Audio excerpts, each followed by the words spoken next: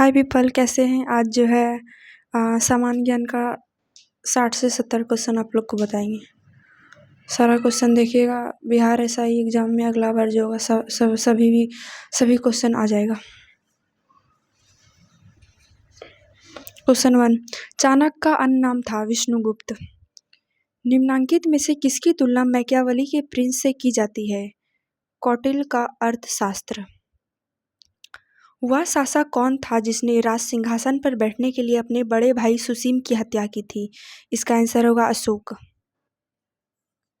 निम्नांकित में सम्राट अशोक की वह पत्नी कौन थी जिसने उसको प्रभावित किया था? कारुवाकी। अशोक ने अपने सभी अभिलेखों में एकरूपता से किस प्रकृति का प्रयोग किया है? इसका आंसर होगा अर्धमागधी। बिंदुसार ने विद्रोहियों को कुचलने के लिए अशोक को कहाँ भेजा था? इसका आंसर होगा तक्षशिला। निम्नलिखित में से वह व्यक्ति कौन है जिसका नाम देवान प्रियदर्शी भी था? इसका आंसर होगा महावीर। निम्नलिखित में से प्राचीनतम राजवंश कौन सा है? मौर्य। कौटिल्य या चाणक्य किसका प्रधानमंत्री था? चंद्रगुप्त मौर्य का।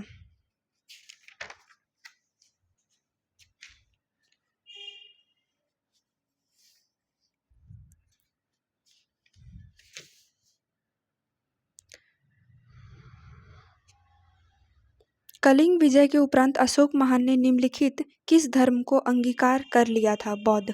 चंद्रगुप्त के शासन विस्तार में किसने मुख्य रूप से मदद की थी? चाणक्य। सांची किस कला व मूर्तिकला का निरूपण करता है? बौद्ध। प्राचीन भारत का वह प्रसिद्ध शासक जिसने अपने जीवन के अंतिम दिनों में जैन धर्म को अपनाया था? चंद्रगुप्त मौर्य।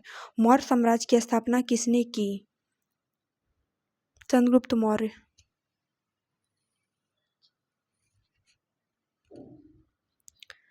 मौर्य साम्राज्य में प्रचलित मुद्रा का नाम क्या था? पन। निम्नलिखित में से कौन मौर्य वंश का शासक नहीं है? अजातशत्रु। निम्नलिखित में से अशोक का उत्तराधिकारी कौन था? कुणाल। मुद्रा राक्षस का लेखक निम्न में से कौन है? विशाखदत्त। विशाखदत्त के प्राचीन भारतीय नाटक मुद्रा राक्षस की विषय वस्तु है?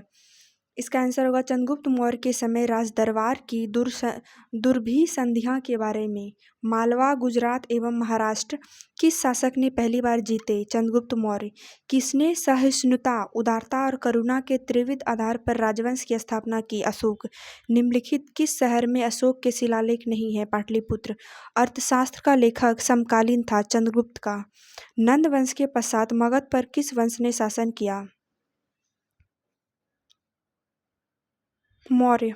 मौर्य काल में शिक्षा का सर्वाधिक प्रसिद्ध केंद्र था? तक्षशिला। मेगास्थनीज की पुस्तक का नाम क्या था? इंडिका। जिसके ग्रंथ में चंद्रगुप्त मौर्य का विशिष्ट रूप से वर्णन हुआ है वह है विशाखदत्त।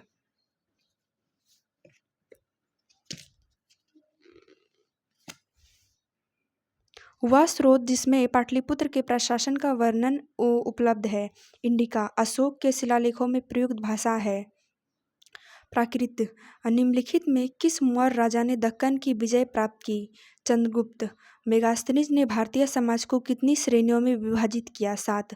कौटिल्य के अर्थशास्त्र में किस पहलू पर प्रकाश डाला गया? राजनीतिक नीतियाँ।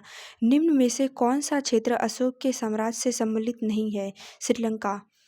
पाटलिपुत्र को किस शासक ने सर्वप्रथम अपनी राजधानी बनाई?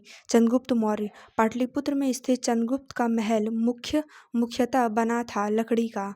बराबर की गुफाओं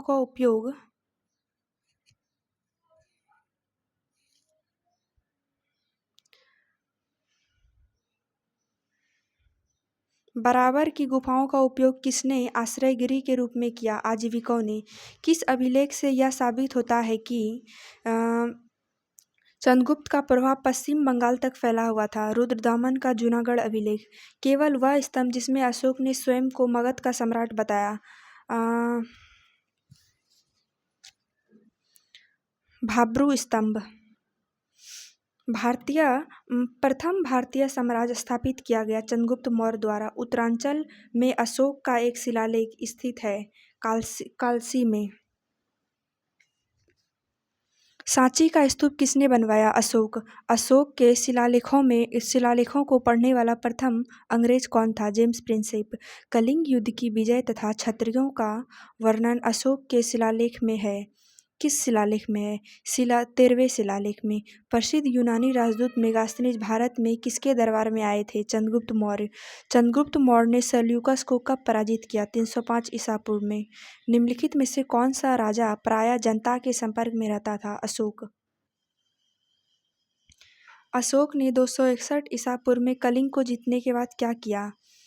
इसका आंसर होगा भारी रक्तचाप देकर युद्ध की नीति को सदा के लिए त्याग दिया।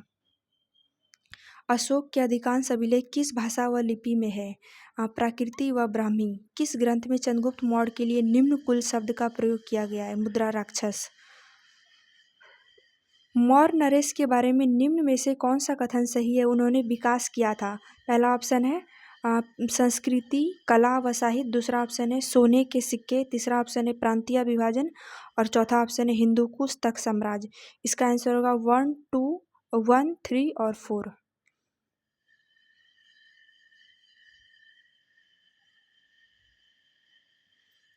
अशोक के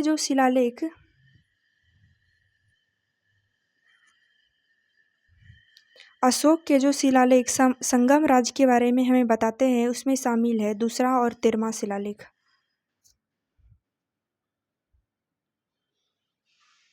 निम्नलिखित वक्तव्यों में कौन सा एक वक्तव्य अशोक के प्रस्तर स्तंभों के बारे में गलत है?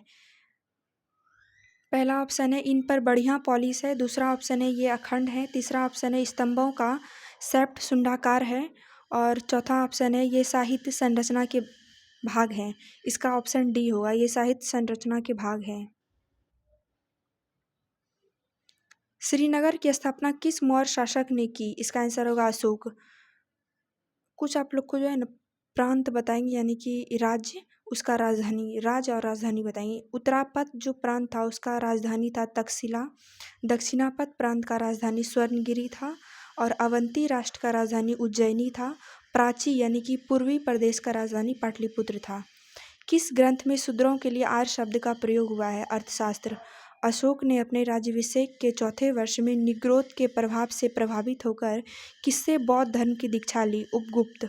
किसने पाटलिपुत्र को पोलीब्रोथा कहा? मेगास्थनीज।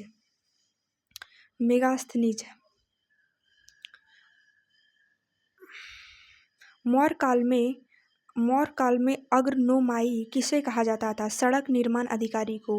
मौर्य काल में गुप्तचरों को क्या कहा जाता था? गूढ़ पुरुष।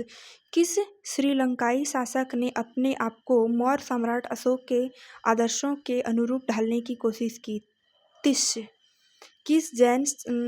किस जैन ग्रंथ में चंद्रगुप्त मौर्य के जैन धर्म अपनाने का उल्लेख मिलता है?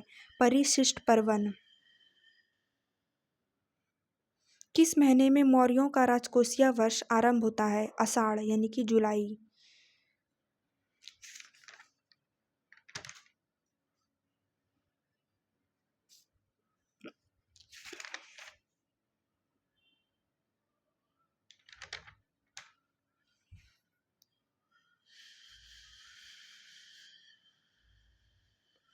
निम्नलिखित में से किन किन दक्षिण भारतीय जातियों का उल्लेख अशोक के शिलालेखों में किया गया है? पहला ऑप्शन है चोल। दूसरा ऑप्शन है पल्लव। तीसरा ऑप्शन है पांड्य। चौथा ऑप्शन है सत्यपुत्र। पांचवा ऑप्शन है केरल पुत्र और छठा ऑप्शन है विष्णुकुंड। इसका आंसर होगा पहला, तीसरा, चौथा और पांचवा।